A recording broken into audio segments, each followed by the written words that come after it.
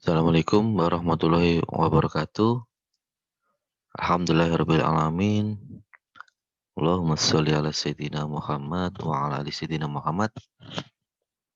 Pada hari ini kita melanjutkan materi perkuliahan mahasiswa medikasi, yakni kita akan membahas dan mempelajari tentang bagaimana melakukan swamedikasi dan pelayanan swamedikasi pada luka iris dan luka serut. Sebelumnya, mari kita buka perkuliahan majelis pada kali ini dengan Ummul Quran. Semoga yang akan kita lakukan, semoga yang kita lakukan, kita dapatkan ilmu pada kesempatan kali ini diberikan manfaat, diberikan berkah, diberikan manfaat bagi orang lain, diberikan kesehatan. Karena pada saat ini, pada masa-masa pandemi seperti ini, kesehatan adalah salah satu nikmat yang sangat-sangat patut kita syukuri selain nikmat iman dan Islam. Ala diniyah wa kulli niyatin sholihah. Al-Fatihah.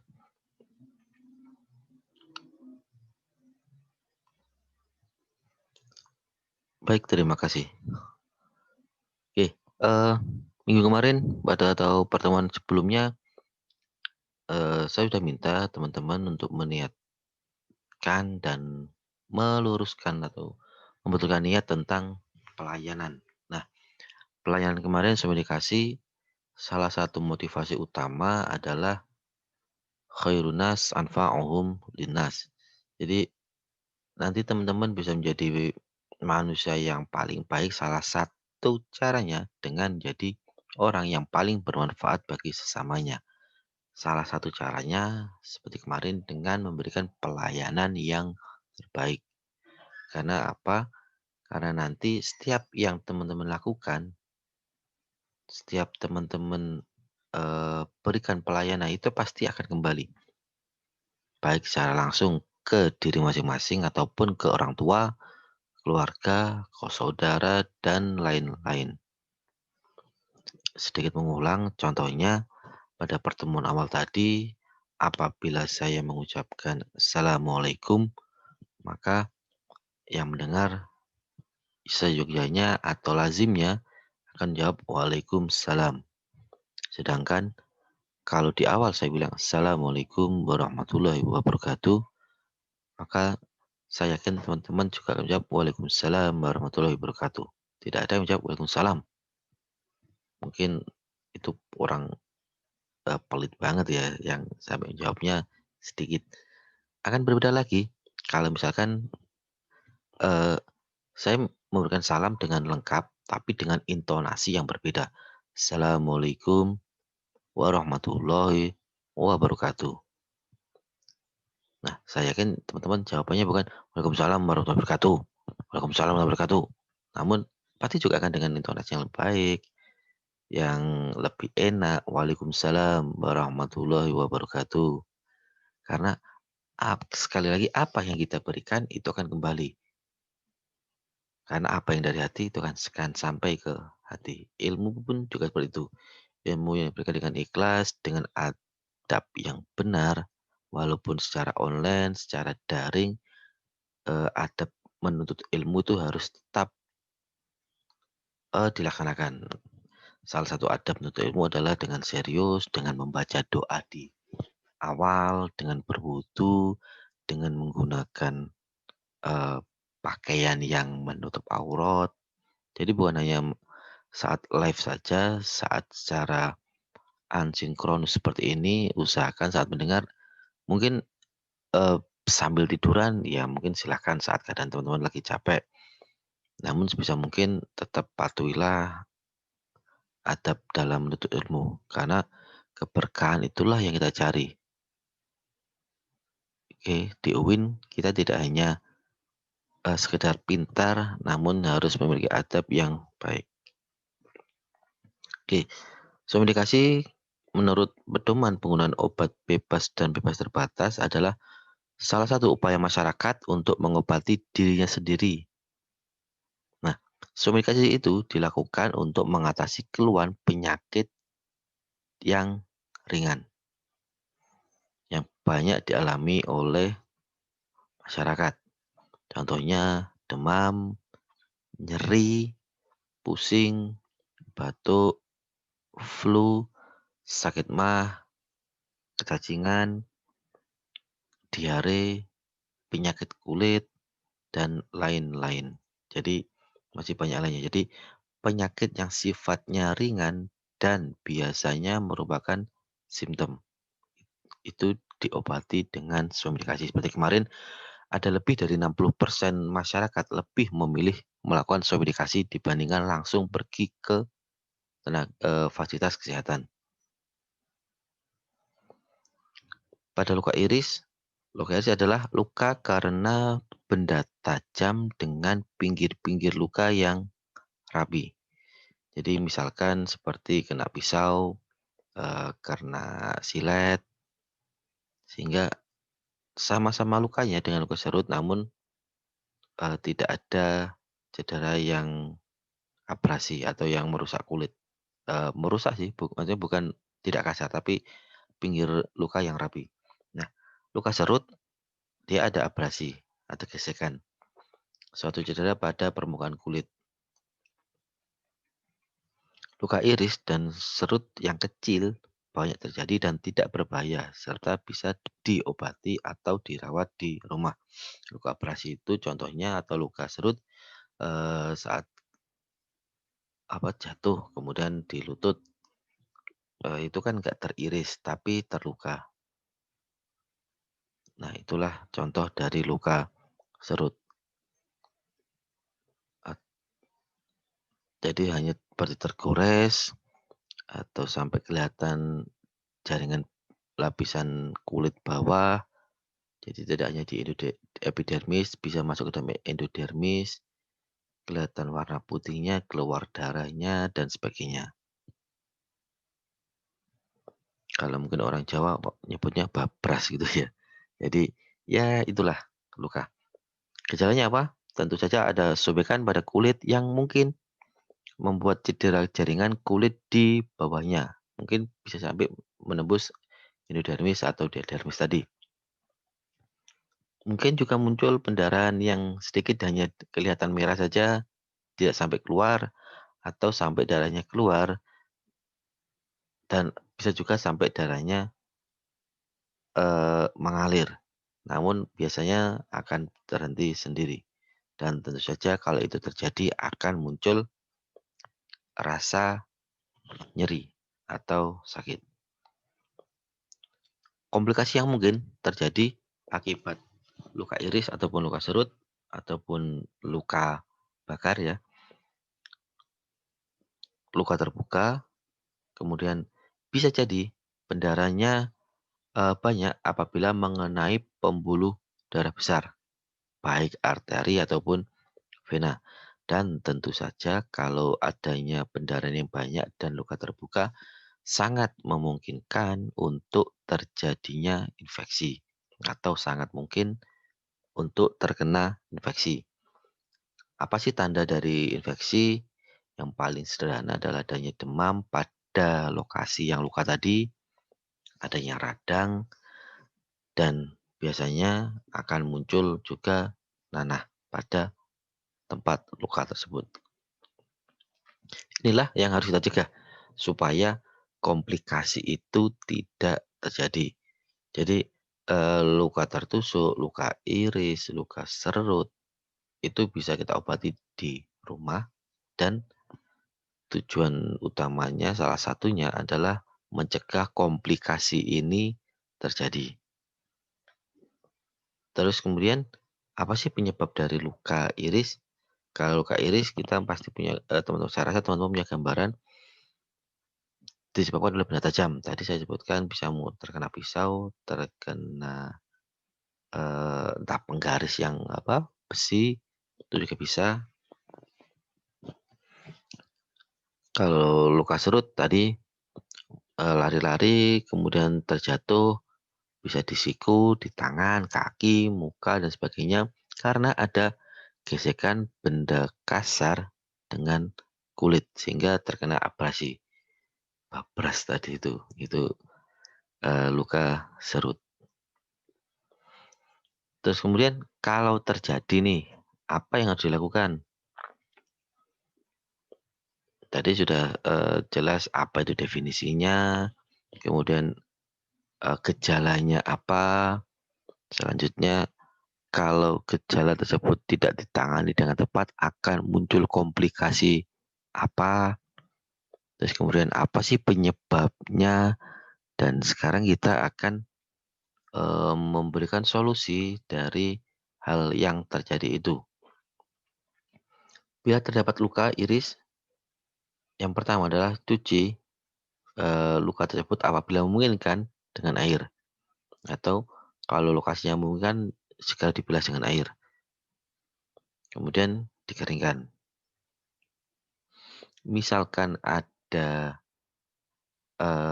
benda, kemudian kotoran, entah pasir, entah gelas, atau benda tajam yang tertinggal pada luka tersebut, sebisa mungkin diambil, dibersihkan. Kalau tempatnya dalam, bisa dengan pinset atau pencapit, di mana pengait atau pencapitnya ini bisa mungkin minimal dibersihkan terlebih dahulu.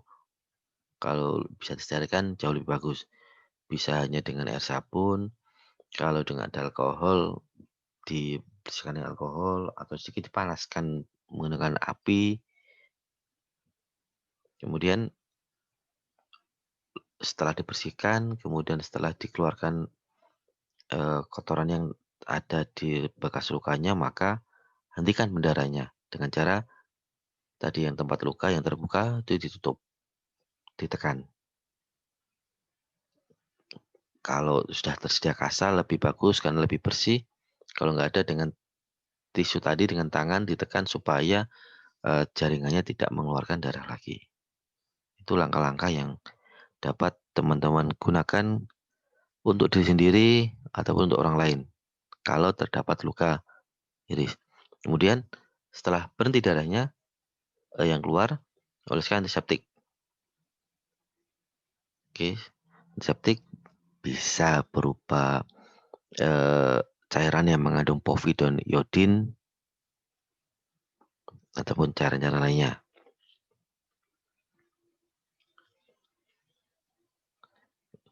Kemudian kalau ada, jadi biasanya kalau ada luka di jaringan atau di luka di kulit itu kalau dibiarkan akan ada darah yang menggumpal di atasnya.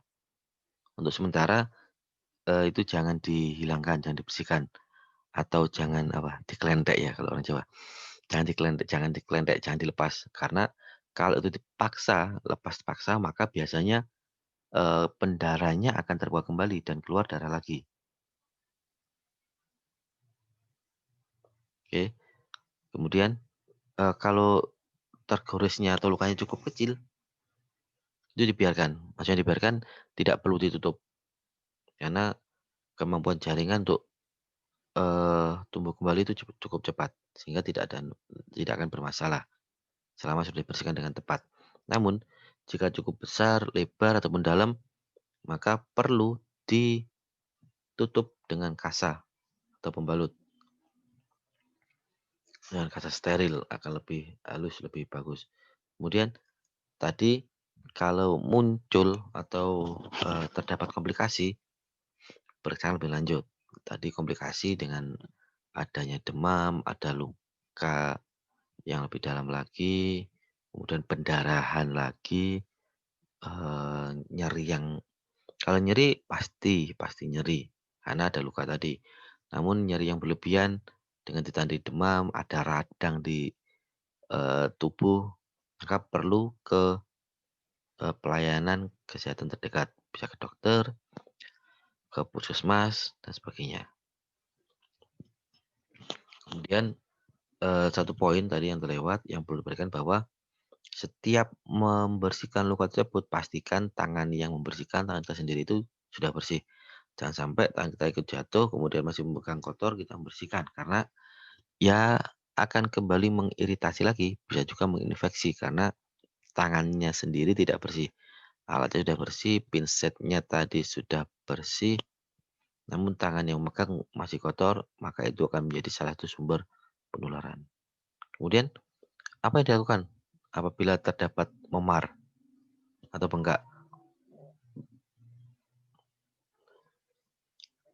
Nah, kalau terdapat memar, maka tadi bisa dialiri air, bisa dikompres dengan air. Karena apabila luka memar tadi kita kasih pendinginan, maka pendarahan yang terjadi di bawah kulit itu akan lambat atau mengurangi pendarahan. Dan dengan air dingin atau dengan pendinginan itu akan mengurangi nyeri serta pembengkakan. Itu langkah awal yang bisa dilakukan. Kalau lengan yang memar, tangan yang memar, kaki, atau bagian tubuh yang memungkinkan untuk dialiri air, bisa dialiri air untuk mengurangi memarnya. Jadi dengan dialiri air yang cukup deras itu bisa sedikit salah satu langkah awal untuk penanganan pada memar di anggota tubuh. Sedangkan kalau pada kepala, pada punggung, pada dada yang susah untuk dialiri air bisa dikompres dengan air dingin. Jadi itu hanya salah satu langkah awal untuk mengurangi nyeri yang muncul akibat memar. Kemudian bagaimana cara membuat air dingin tadi atau air es yang tepat? Jadi berdasarkan panduan dari pedoman penggunaan obat-obat bebas dan obat terbatas dari Departemen Kesehatan, caranya seperti ini. Jadi ambil satu kantong plastik es, kemudian isi setengahnya dengan es, tambahkan garam untuk meningkatkan efek dingin supaya lebih awet, dan ikat kantong plastik dengan erat, tapi keluarkan dulu udaranya supaya tidak mengembung. Kemudian plastik tersebut tidak langsung tempelkan, karena bisa jadi malah akan merusak jaringan kulit. Jadi lapisi dulu dengan kain atau handuk, kemudian baru letakkan pada bagian yang memar kurang lebih 30 menit. Kalau misalkan dalam kondisi darurat, di perjalanan tidak terdapat es, maka es tersebut bisa diganti dengan kain yang dicelupkan ke dalam air. Jadi kalau ada es itu lebih bagus kan, lebih awet dinginnya. Kalau tidak, cukup menggunakan handuk, flanel, atau kain lap yang dicelupkan ke air, kemudian ditempelkan. Dan mungkin kalau sudah nggak terlalu dingin, bisa diganti lagi. Lazimnya kalau tidak ada infeksi, tidak ada komplikasi atau luka lanjut, maka luka tersebut akan mulai berangsur-angsur sembuh sampai 3 dan 6 hari. Oke, jadi bukan berarti setelah pakai langsung hilang. Berkurang iya, hilang tidak. Dan proses penyembuhannya jaringan tersebut membutuhkan waktu kurang lebih 3 sampai 6 hari. Obat apa yang bisa digunakan dalam komunikasi? Jadi yang pertama adalah povidone iodine atau yang lebih dikenal teman-teman dengan betadine. Kegunaannya sebagai antiseptik dan disinfektan pada kulit, pada luka, sebelum dan sudah operasi juga.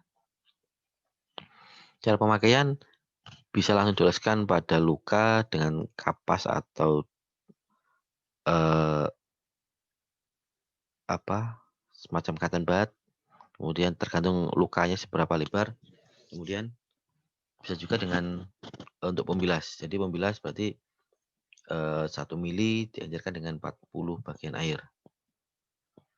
1:40 untuk sebagai pencuci antiseptik. Jadi bisa langsung dioleskan, ditotolkan kalau tempatnya kecil. Untuk pembersihan bisa dengan 1 tetes untuk 40 bagian.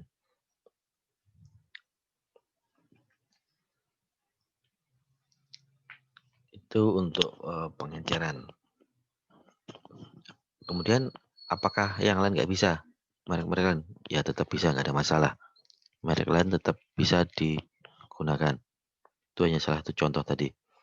Oke, selanjutnya di sini ada kasus yang harus teman-teman selesaikan dan berikan pelayanan untuk pasien tersebut.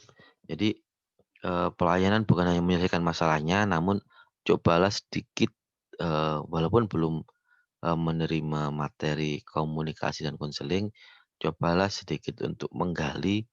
Jadi posisikan teman-teman sebagai seorang farmasis atau apoteker di apotik, kalau ada seorang pasien datang ke apotik dengan kondisi atau dengan keluhan seperti yang tertera pada soal. Nah, untuk minggu depan kita akan membahas bagaimana cara pengatasannya yang tepat. Jadi nanti eh, tugasnya ini dikirim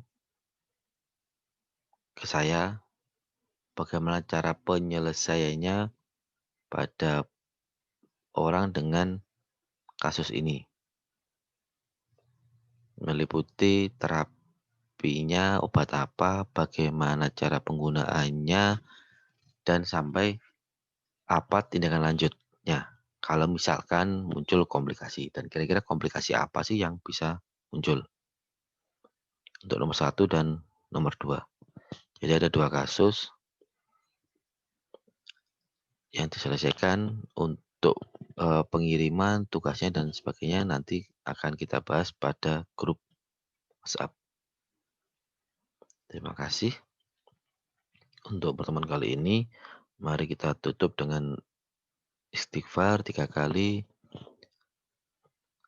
Semoga yang kita lakukan pada kali ini diberikan manfaat, diberikan ampunan atas kesalahan dan kekurangan dalam kita menuntut ilmu pada majelis yang barokah ini, insya Allah. Kita tutup dengan istighfar 3 kali dan doa kafaratul majelis. Astagfirullahaladzim, astagfirullahaladzim, astagfirullahaladzim.